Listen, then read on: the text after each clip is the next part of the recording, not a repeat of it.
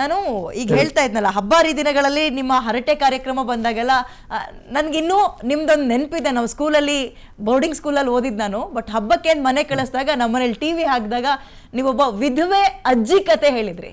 ಚೆನ್ನಾಗಿದೆಯಾ ಅಂದ್ರೆ ನಾನು ಚೆನ್ನಾಗಿದ್ದೀನಿ ನಿನ್ ತರ ಏನಿಲ್ಲ ಬಿಡು ಅನ್ನೋದೊಂದು ನೀವೊಂದು ಜೋಕ್ ಹೇಳಿದ್ರೆ ತುಂಬಾ ವೈರಲ್ ಆಗಿತ್ತು. ಅಂಡ್ ಇವತ್ತಿಗೂ ನಾನು ನೆನ್ಪಿಟ್ಕೊಂಡಿದ್ದೀನಿ. ಅರ್ಥಪೂರ್ಣವಾದ ಕಥೆ, ಅರ್ಥಪೂರ್ಣವಾದ ಅಂಡ್ ಎಲ್ಲೂ ಅಪಹಾಸ್ಯ ಇಲ್ಲದಂತಹ ಹಾಸ್ಯ ಅದು. ನಮಗೆ ಆ ತರದ್ದು ನಮಗೆ ಸಿಗ್ತಾನೆ ಇಲ್ವಲ್ಲ. ಅಂಡ್ ನಿಮ್ಗಳ ಗೈಡೆನ್ಸ್ ಕಡಿಮೆ ಆಯ್ತಾ? ನಿಮ್ಗಳ ಪಾತ್ರವೂ ಇರುತ್ತೆ ಅಲ್ವಾ?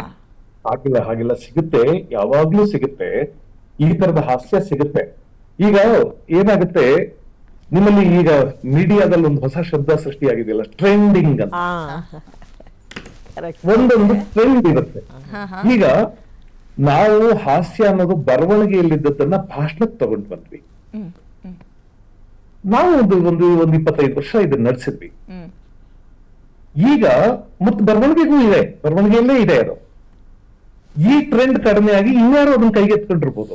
ಅವ್ರು ಕೈಗೆತ್ಕೊಂಡಿರೋರು ಈಗ ತಕ್ಷಣ ಅವರು ನಾಳೆ ಬೆಳಗ್ಗೆ ಪಾಪ್ಯುಲರ್ ಆಗೋದು ಮತ್ತೆ ದುಡ್ಡು ಸಂಪಾದನೆ ಮಾಡೋದು ಯೋಚನೆ ಮಾಡ್ತಿರ್ಬೋದು. ಏನಾಗಿದೆ ಈಗ ನಮ್ದೊಂದು ಡೆಮೋಕ್ರಾಟಿಕ್ ಸೆಟಪ್ ಆಗಿ everything is turning out to be a capitalistic setup. ಅಂದ್ರೆ people think in terms of investments and profits.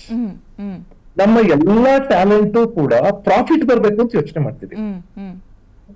Profit motive ಬರ್ತಿದ್ದಂಗೆನೆ ಎಲ್ಲವೂ ಇಂಡಸ್ಟ್ರಿ ಆಗುತ್ತೆ. ನಾವು ಕೇಳಿದೀವಿ ಮ್ಯೂಸಿಕ್ ಇಂಡಸ್ಟ್ರಿ ಅಂತ ಕರಿತೀವಿ, ಫಿಲ್ಮ್ ಇಂಡಸ್ಟ್ರಿ ಅಂತ ಕರಿತೀವಿ, ಆಮೇಲೆ ಮೀಡಿಯಾ ಇಂಡಸ್ಟ್ರಿ ಅಂತ ಕರಿತೀವಿ. ಸೊ ಯಾವಾಗ ಇಂಡಸ್ಟ್ರಿ ಆಯ್ತೋ ಅಲ್ಲಿ ಲಾಭ ನಷ್ಟಗಳ ಲೆಕ್ಕಾಚಾರ ಮುಖ್ಯ ಆಗುತ್ತೆ. ಲಾಭ ನಷ್ಟಗಳ ಲೆಕ್ಕಾಚಾರ ಮುಖ್ಯ ಆದಾಗ ಸಾಮಾನ್ಯವಾಗಿ ನೈತಿಕತೆ ಅನ್ನೋದು ಬ್ಯಾಕ್ ಸೀಟ್ ಅಲ್ಲಿ ಕೂತ್ಕೊಳ್ಳುತ್ತೆ.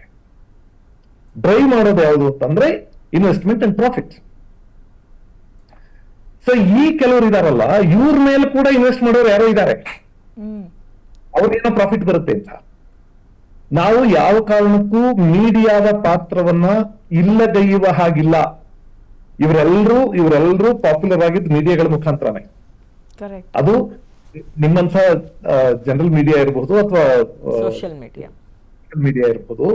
ಈ ಮೀಡಿಯಾಗಳೇ ಸಪೋರ್ಟ್ ಮಾಡಿದ್ದು. ಈಗಲೂ ಮೀಡಿಯಾದಲ್ಲಿ ಬರುವಂತ ಎಷ್ಟೋ ಪ್ರೋಗ್ರಾಮ್ಗಳು ನೋಡಿದ್ರೆ ನಾವ್ಯಾರು ಆ ಪ್ರೋಗ್ರಾಮ್ ಅನ್ನು ನೋಡ್ಬೇಕಾಗಿಲ್ಲ ಅಲ್ವಾ? ಅಂತ ಕಾರ್ಯಕ್ರಮಗಳು ಬರ್ತವೆ.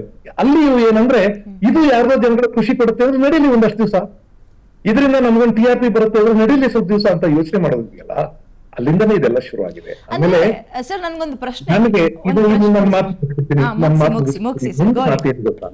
ನನ್ನ ಮಾತು ಶುರು ಮಾಡಿದಾಗ ಯಾವ್ದೋ ಸಿನಿಮಾ ಹಾಡಿಂದ ಶುರು ಮಾಡಿದೆ. ಸಿನಿಮಾ ಹಾಡಿದ ಬಗ್ಗೆ ಚರ್ಚೆ ಆಯ್ತು ಅಂತ ಯಾರೋ ಒಂದಷ್ಟು ಜನ ಚೆನ್ನಾಗಿಲ್ಲ ಅಂತ ಬಹಳ ಜನ ಹೇಳೋರು, ಚೆನ್ನಾಗಿಲ್ಲ, ಬಹಳ ಕೆಟ್ಟ ಅಭಿರುಚಿ ಇದು ಅಂತ ಹೇಳಿದ್ರು. ಆದ್ರೆ ನನಗ್ ಬೇಸರ ಆಗಿದ್ದು ಸ್ವಲ್ಪ ಬುದ್ಧಿವಂತರು ಅಂತ ಅನ್ಸ್ತಿದಾರಲ್ಲ ಅವ್ರು ಕೂಡ ಏನ್ ತಪ್ಪು ಅದರಲ್ಲಿ. ನೀವು ಅದರಲ್ಲಿ ಕೆಟ್ಟ ಅರ್ಥವನ್ನ ಹುಡುಕ್ತಾ ಇದ್ರೆ ನಿಮ್ ಮನಸ್ಸಲ್ಲಿ ಕೆಟ್ಟದ್ದಿದೆ ಅಂತ ಹೇಳಕ್ ಶುರು ಮಾಡ್ಬಿಟ್ರು. ಈ ಬುದ್ಧಿವಂತರು ಇದಾರಲ್ಲ ಇವ್ರ ಬಗ್ಗೆ ನಾನು ತುಂಬಾ ಆಸಕ್ತಿ ಆಗೋದು. ಈ ನಕ್ಕೋಗೋರು ಇದಾರಲ್ಲ ಅವ್ರನ್ನ ಬೇಕಾದ್ರೆ ಕ್ಷಮಿಸ್ಬಿಡ್ಬೋದು.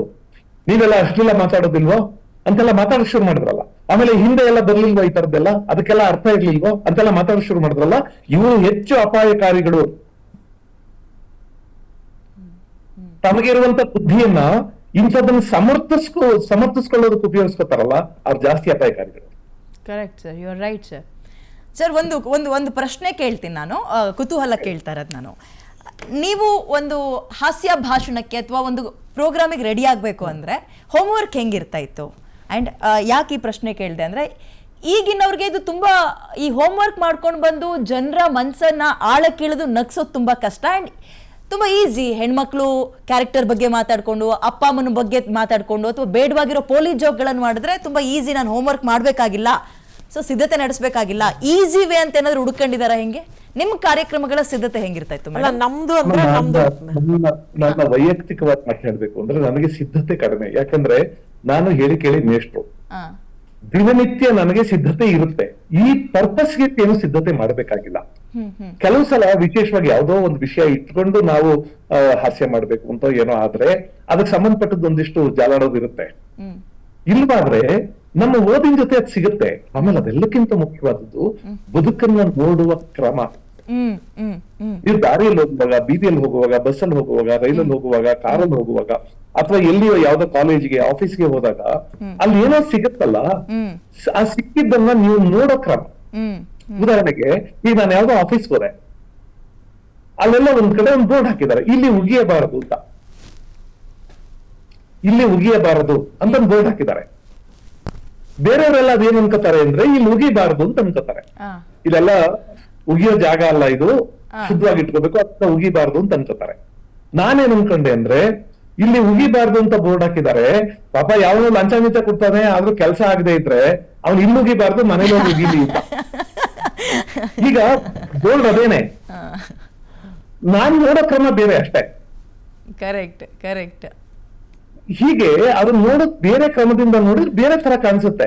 ನಮ್ಮ ಬೀಚಿ ಎಲ್ಲ ಒಂದ್ ಕಡೆ ಬರೀತಾರೆ, ಈಗ ಕುಡಿಯುವ ನೀರು ಅಂತ ಬೋರ್ಡ್ ಹಾಕಿರ್ತಾರೆ. ನಾವ್ ಯಾವತ್ತಾದ್ರೂ ಪ್ರಶ್ನೆ ಮಾಡಿದೀವ ಕುಡಿಯುವ ನೀರು ಅನ್ನೋದು ತಪ್ಪು ಅಂತ? ಕುಡಿಯುವ ನೀರು ಅಂದ್ರೆ ಆ ನೀರಿದೆಯಲ್ಲ, ಅದು ನಾವು ಕುಡಿಯುವುದಕ್ಕೆ ಇರುವಂತ ನೀರು ಅಂತ ಅನ್ಕೋತೀವಿ ಅಲ್ವಾ? ಒಂದ್ ಯಾವ್ದೋ ಒಂದು ಡ್ರಮ್ ಅಲ್ಲೋ ಏನೋ ನೀರು ಇಟ್ಟಿರ್ತಾರೆ, ಅದ್ರ ಮೇಲೆ ಒಂದು ಬೋರ್ಡ್ ಹಾಕಿರ್ತಾರೆ, ಕುಡಿಯುವ ನೀರು, ಡ್ರಿಂಕಿಂಗ್ ವಾಟರ್ ಅಂತ ಬೋರ್ಡ್ ಹಾಕಿರ್ತಾರೆ. ಆದ್ರೆ ನಿಜವಾಗಿ ಅದು ಕುಡಿಯುವ ನೀರು ಅಲ್ಲ. ಯಾಕೆಂದ್ರೆ ಓಡುವ ಕುದುರೆ ಅಂದ್ರೆ ಏನು? ಕುದುರೆ ಓಡುತ್ತೆ ಅಂತ ಅಲ್ವಾ? ಬೊಗಳುವ ನಾಯಿ ಇದ್ರೆ ನಾಯಿ ಬೊಗಳುತ್ತೆ ಅಂತ. ಅದರಿಂದ ಕುಡಿಯುವ ನೀರು ಅಂದ್ರೆ ನೀರು ಕುಡಿಯುತ್ತೆ ಅಂತ ಆಗ್ಬೇಕು.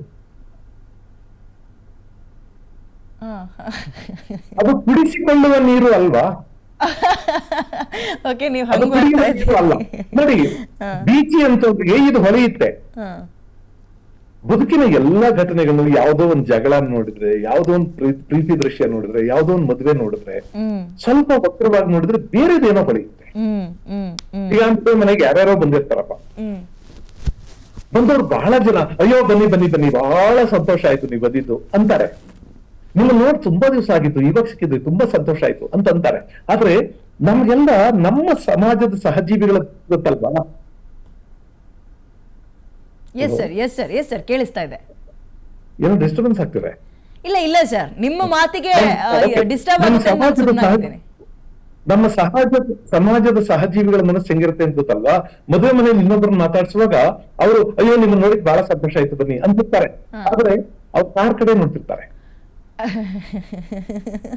ನಮ್ಮನೆ ಹೊಸ ಕಾರ್ ತಗೋಬಿಟ್ಟವನೆ,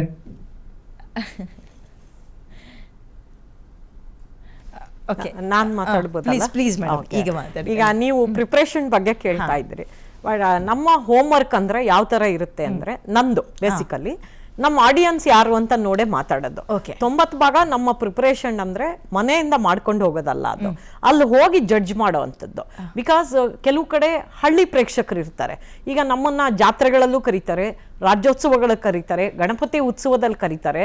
ಸೊ ಆ ಥರ ಇದ್ದಾಗ ಆ ಮೇಜರ್ ಆಡಿಯನ್ಸ್ ಯಾರಿದ್ದಾರೆ ನೋಡಿ ಅವ್ರಿಗೆ ಏನು ಬೇಕೋ ಅದನ್ನು ಕ್ಯಾಟರ್ ಮಾಡಬೇಕಾಗತ್ತೆ. ಹಾಗಾಗಿ ನಾವು ಇವ್ರ ಥರ 4 ಫ್ರೇಮಿಗೆ ಏನು ಬೇಕೋ ಆ ಥರ ಪ್ರಿಪೇರ್ ಆಗಿ ಹೋಗೋಕ್ಕಾಗಲ್ಲ. ಯಾರು ಇವ್ರು ನೀವೀಗೇನು ಅವ್ರದ್ದು ಕಾಂಟ್ರವರ್ಸಿ ಮಾಡ್ಕೊಂಡ್ರಲ್ಲ ಯಂಗ್ಸ್ಟರ್ಸು, ಈ ಥರ ಅಲ್ಲ ನಮ್ಮದು.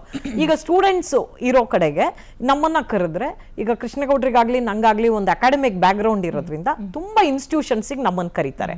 ನಮ್ಮನ್ನ ಬರೀ ಕಾಮಿಡಿ ಮಾಡಿ ಅಂತ ಕರೆಯಲ್ಲ. ಅವ್ರ ಎಕ್ಸ್ಪೆಕ್ಟೇಷನ್ ಏನಿರುತ್ತೆ, ಇವರು ಟೀಚಿಂಗ್ ಬ್ಯಾಕ್ಗ್ರೌಂಡ್ ಇಂದ ಬಂದವರು. ಸೊ ಸ್ಟೂಡೆಂಟ್ಸ್ಗಾಗಲಿ, ಟೀಚರ್ಸ್ಗಾಗಲಿ, ಪೇರೆಂಟ್ಸ್ಗಾಗಲಿ ಒಂದು ಮೋಟಿವೇಶನ್ ಬೇಕು ಅಂತ. So we are also known as motivational speakers. ಹಾಗಾಗಿ ಆ ಮಕ್ಕಳಿಗೆ ಏನು ಬೇಕೋ ಅದನ್ನು ಕೊಡೋದ್ರ ಜೊತೆಗೆ ಕಾಮಿಡಿ ಮಿಕ್ಸ್ ಮಾಡ್ತೀವಿ ನಾವು. ಸೊ ಅವ್ರಿಗೆ ಏನೋ ಒಂದು ರೀಚ್ ಆಗಬೇಕು ಅಂತ. ಇನ್ನೆಲ್ಲೋ ಒಂದು ಕಡೆ ಯಾರೋ ಇನ್ಶೂರೆನ್ಸ್ ಏಜೆಂಟ್ಸ್ ಮೀಟ್ ಇರುತ್ತೆ, ಅಲ್ಲಿ ಕರೀತಾರೆ. ಸೊ ಇನ್ಶೂರೆನ್ಸ್ ಏಜೆಂಟ್ಸ್ಗೆ ಏನಾಗಿರುತ್ತೆ, ಅವ್ರಿಗೊಂದು ಟಾರ್ಗೆಟ್ ರೀಚ್ ಆಗಬೇಕು. ಸೊ ಅವರ ಬಾಸು ಮಾರ್ಚಲ್ಲಿ ಅವ್ರು ಆ ಟಾರ್ಗೆಟ್ ರೀಚ್ ಮಾಡಬೇಕು ಅಂತ ಎಕ್ಸ್ಪೆಕ್ಟ್ ಮಾಡ್ತಾ ಇರ್ತಾರೆ. ಅದಕ್ಕೆ ನಮ್ಮನ್ನು ಕರೆದಿರ್ತಾರೆ ಅವರು. ಸೊ ನಾವು ಬರೀ ಎಂಟರ್ಟೈನ್ಮೆಂಟ್ಗೆ ಅಲ್ಲಿ ಹೋಗಿರಲ್ಲ, ಅದ್ರ ಜೊತೆಗೆ ಒಂದು ಮೆಸೇಜನ್ನು ತಲುಪಿಸ್ಬೇಕು, ಅವ್ರನ್ನ ಮೋಟಿವೇಟ್ ಮಾಡಬೇಕು ನಮ್ಮದೇ ಸ್ಟೈಲಲ್ಲಿ. ಈ ಒಂದು ರೆಸ್ಪಾನ್ಸಿಬಿಲಿಟಿ ಇದೆಯಲ್ಲ, ಇದನ್ನು ನಾವು ಹೆಗಲ ಮೇಲೆ ಹೊತ್ಕೊಂಡು ಮಾಡ್ತಾ ಇರ್ತೀವಿ. ಅದಕ್ಕೆ ಹೋಮ್ವರ್ಕ್ ಅಂದರೆ ಪ್ರೇಕ್ಷಕರೇ ಅವ್ರನ್ನ ನೋಡಿದಾಗಲೇ. ಈಗ ಡಾಕ್ಟರ್ಸ್ ಡೇ ಬರುತ್ತೆ, ಡಾಕ್ಟರ್ಸ್ ಡೇ ಕರೆದ್ರೆ ಅಲ್ಲೆಲ್ಲ ಮೆಡಿಕಲ್ ಫೀಲ್ಡಿಗೆ ಸಂಬಂಧಪಟ್ಟವರೇ ಇರ್ತಾರೆ. ಅವರಿಗೆ ನಮ್ಮ ಬೇರೆ ಜೋಕ್ಗಳು ಬಹಳ ಮಟ್ಟಿಗೆ ಅಂದರೆ ಎಲ್ಲವೂ ಕನೆಕ್ಟ್ ಆಗುತ್ತೆ ಅಂತ ಹೇಳಕ್ಕಾಗಲ್ಲ. ಹಾಗಾಗಿ ನಾವು ಡಾಕ್ಟರ್ಸ್ಗೆ ಏನ್ ಬೇಕು, ನರ್ಸ್ಗಳು ಅವ್ರ ಡ್ಯೂಟಿ, ಅದಕ್ಕೆ ಸೇರಿದಂತ ಒಂದು ಕಾಮಿಡಿ. ಸೊ ಅದನ್ನ ನಾವು ಆ ತರ ಮಾಡ್ಕೊಂಡು ಕಂಟೆಂಟ್ ನ ಕೊಡೋದ್ರಿಂದಾನೆ ಮೇ ಬಿ ಜನ ನಮ್ಮನ್ನ ಇಷ್ಟಪಟ್ಟು ಇಷ್ಟು ವರ್ಷ ಬೆಳೆಸಿದ್ದಾರೆ ಅನ್ಸುತ್ತೆ. ರಾಜ್ಯೋತ್ಸವ ಭಾಷಣ ಅಂತ ಕರೆದಾಗ ನಾಡಿನ ಬಗ್ಗೆ, ನುಡಿ ಬಗ್ಗೆ, ನಮ್ಮ ಕನ್ನಡ ಭಾಷೆ ಎಷ್ಟು ಶ್ರೀಮಂತವಾಗಿದೆ ಅನ್ನೋದ್ರ ಬಗ್ಗೆ ಎಲ್ಲ ಬೋರಿಂಗ್ ಆಗದೆ ಇರೋ ರೀತಿಯಲ್ಲಿ ಒಂದ್ ಸ್ವಲ್ಪ ನಗಿಸ್ಕೊಂಡು ಲೀಲಾ ಜಲ್ವ ಕುತ್ಕೊಂಡು ಕೇಳ್ಬೇಕು ಅವರು, ಆ ರೀತಿಯಾಗಿ ಹಿಡಿದಿಟ್ಕೊಳ್ಳೋದು. ಅಂದ್ರೆ ಇದು ಇನ್ನೇನು ಅಲ್ಲ, ಕೆಲವು ಸಲ ನಾವು ಕೊಡೋ ಮೆಸೇಜಸ್ ಹೆಂಗೆ ಅಂದ್ರೆ ಶುಗರ್ ಕೋಟೆಡ್ ಕ್ವಿನೈನ್ ತರ. ಸೊ ಅದನ್ನ ಕೊಡ್ಬೇಕಾಗತ್ತೆ.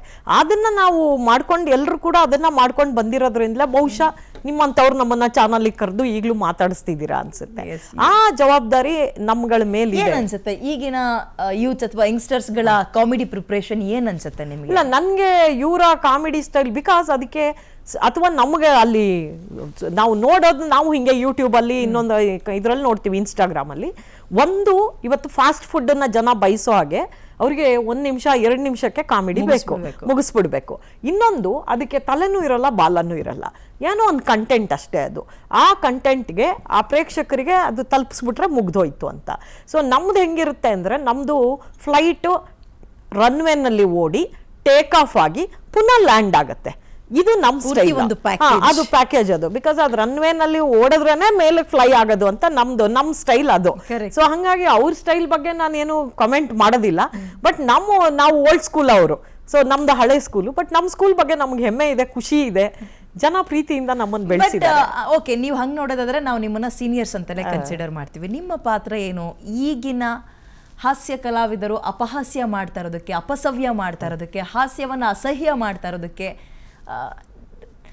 ನೀವು ತಿದ್ದಬೇಕಾಗಿರೋದು ಎಲ್ಲಿಂದ? ಆ್ಯಂಡ್ ಯಾಕೆ ಇತ್ತೀಚೆಗೆ ನಿಮ್ಮ ಒಂದು ಕೊಡುಗೆ ಈ ಒಂದು ಲೋಕಕ್ಕೆ ಅಥವಾ ಈ ಒಂದು ಕ್ಷೇತ್ರಕ್ಕೆ ಕಡಿಮೆ ಆಗಿದೆ ಅಂತಲೂ ಪ್ರಶ್ನೆ ಬರುತ್ತೆ. ನಮ್ಮ ಕೊಡುಗೆ ಕಡಿಮೆ ಆಗಿದ್ರೆ ನೀವೇ ಮಾಧ್ಯಮದವರೇ ಕಾರಣ. ಆವಾಗಲೇ ಅಣ್ಣವ್ರು ಚೆನ್ನಾಗಿ ಹೇಳಿದ್ರು, TRP. ಈಗ ನಾವು TRP ಮೆಟೀರಿಯಲ್ ಅಲ್ಲ ಅವ್ರ ದೃಷ್ಟಿಯಲ್ಲಿ. ಅವ್ರು ಮಾಡುವ ಕಾಮಿಡಿಗೆ ಜಾಸ್ತಿ ಜನ ನೋಡೋದ್ರಿಂದ ಅವ್ರು ಮಾಡೋ ಅಪಹಾಸ್ಯದ ಕೆಲವು ಸ್ಕಿಟ್ಗಳನ್ನು ಜನ ಜಾಸ್ತಿ ಎಂಜಾಯ್ ಮಾಡ್ತಾರೆ. ನಾವೇ ಕೆಲವು ವೇದಿಕೆಗೆ ಹೋದಾಗ ನೋಡ್ತೀನಿ ನಾನು, ಅವ್ರು ಏನು ಮಾಡ್ತಾರೆ ಅಂದರೆ ಅವ್ರನ್ನೂ ಕರೆಸಿರ್ತಾರೆ, ನಮ್ಮನ್ನು ಕರೆಸಿರ್ತಾರೆ. ಆಯ್ತಾ, ಈಗ ಪರ್ಸ್ನಲ್ ಆಗಿ ಹೇಳಬೇಕು ಅಂದರೆ ಅವ್ರ ಪೇಮೆಂಟ್ಗೂ ನಮ್ಮ ಪೇಮೆಂಟ್ಗೂ ಅಜಗಜಾಂತರ ವ್ಯತ್ಯಾಸ ಇರುತ್ತೆ. ನಾವು 25 ವರ್ಷ ಏನು ಬೆಳೆದು ಬಂದಿದ್ದೀವಿ, ನಮಗೆ ಕೊಡೋದಕ್ಕೂ ಅವ್ರಿಗೆ ಅದ್ರ ಡಬಲ್ ಟ್ರಿಬಲ್ ಪೇಮೆಂಟ್ ಕೊಟ್ಟು ಕರೆಸಿರ್ತಾರೆ. ಸೊ ಮಧ್ಯದಲ್ಲಿ ಮೇಡಮ್ ಜನಗಳು, ಮಹಿಳೆಯರು ಎಲ್ಲ ನಿಮ್ಮ ಮಾತನ್ನ ಇಷ್ಟಪಡ್ತಾರೆ ಮೇಡಮ್, ಅದಕ್ಕೆ ನಿಮ್ಮನ್ನು ಕರೆದ್ವಿ ಅಂತಾರೆ. ಸೊ ಇದು ಎಲ್ಲವನ್ನೂ ಕೂಡ ನಾವು ಈಗ ನಮ್ಮ ಜವಾಬ್ದಾರಿ ಅಂದ್ರೆ ಮಾಧ್ಯಮಗಳಲ್ಲಿ ನಮ್ಗೆ ಅವಕಾಶ ಬಂದಾಗ ನಾವೆಲ್ಲರೂ ಕೂಡ ಮಾತಾಡ್ತಾ ಇದ್ವಿ. ಅವಕಾಶಗಳು ಮಾಧ್ಯಮದಲ್ಲಿ ಸ್ವಲ್ಪ ಕಡಿಮೆ ಆಯ್ತು, ಟ್ರೆಂಡ್ ಚೇಂಜ್ ಆಯ್ತು. ಆದರೆ ಸಾರ್ವಜನಿಕವಾಗಿ ಇವತ್ತಿಗೂ ಜನ ನಮ್ಮನ್ನ ಕಾರ್ಯಕ್ರಮಗಳಿಗೆ ಕರೆದಾಗ ನಮ್ಮ ಜವಾಬ್ದಾರಿಯಿಂದ ನಾವು ಯಾವತ್ತೂ ಹಿಂಸರ್ದಿಲ್ಲ. ನಾವು ಏನ್ ಸಮಾಜಕ್ಕೆ ಕೊಡಬೇಕು ಮತ್ತು ನಮ್ದು ರೆಸ್ಪಾನ್ಸಿಬಿಲಿಟಿ ಏನಿದೆ ಅದನ್ನ ನಾವು ಇವತ್ತಿಗೂ ನಿರ್ವಹಿಸ್ತಾ ಇದೀವಿ. ಬಟ್ ಇನ್ನೊಬ್ರು ಮಾಡಿದ ಭಾಷಣ ಅಥವಾ ಇನ್ನೊಬ್ಬರ ನಡವಳಿಕೆಯನ್ನ ಒಬ್ಬ ಕಲಾವಿದರಾಗಿ ಇನ್ನೊಬ್ಬ ಹಾಸ್ಯ ಭಾಷಣಕಾರರ ಬಗ್ಗೆ ನಾವು ಮಾತಾಡಕ್ಕೆ ಆಗಲ್ಲ. ಅದು ಮಾತಾಡಿದ್ರು ಕೂಡ ಇವ್ರಿಗೆ ಹೊಟ್ಟೆ ಕಿಚ್ಚು ಅಂತಾರೆ, ಇಲ್ಲ ಇವತ್ತು ಇವ್ರಿಗೆ ಮಾರ್ಕೆಟ್ ಕಡಿಮೆ ಆಗಿದೆ ಅದಕ್ಕೆ ಇವ್ರು ಅವ್ರ ಬಗ್ಗೆ ನೆಗೆಟಿವ್ ಆಗಿ ಮಾತಾಡ್ತಾರೆ ಅಂತಾರೆ. ಸೊ ಹಾಗಾಗಿ ನನ್ನ ವೈಯಕ್ತಿಕ ಅಭಿಪ್ರಾಯ ಏನಂದ್ರೆ, ಒಂದು ನಮ್ಗೊಂದು ಮಾರಲ್ ರೆಸ್ಪಾನ್ಸಿಬಿಲಿಟಿ ಇದೆ, ನಮ್ಗೊಂದು ಸೋಷಿಯಲ್ ರೆಸ್ಪಾನ್ಸಿಬಿಲಿಟಿ ಇದೆ. ಆಮೇಲೆ ಹುಲಿ ಎಷ್ಟೇ ಹಶ್ವಾದ್ರೂ ಹುಲ್ ತಿನ್ಬಾರ್ದು. ಸೊ ಆ ಪ್ರಿನ್ಸಿಪಲ್ ನ ನಂಬ್ಕೊಂಡ್ಬಂದಿರೋಲ್ಲ. ಎಸ್ ಎಸ್ ಮೇಡಮ್, ನಿಮ್ಮ ಹರಟೆ ಟೀಮ್ ನ ಈ ಸದಸ್ಯರೆಲ್ಲ ನಿಮ್ಮ ಸೀನಿಯರ್ಸ್ ಆಗಿರ್ಬೋದು, ನಿಮ್ಮ ಕಲೀಗ್ಸ್ ಆಗಿರ್ಬೋದು, ಮೀಟ್ ಮಾಡಿ ಎಷ್ಟು ವರ್ಷ ಆಯ್ತು ಮೇಡಮ್? ಇಲ್ಲ, ನಾವು ಇತ್ತೀಚೆಗೆ ಅಂದ್ರೆ ಯುಗಾದಿ ಹಬ್ಬದ ಟೈಮಲ್ಲಿ ಒಂದ್ಸಲ ಮೀಟ್ ಮಾಡಿದ್ವಿ.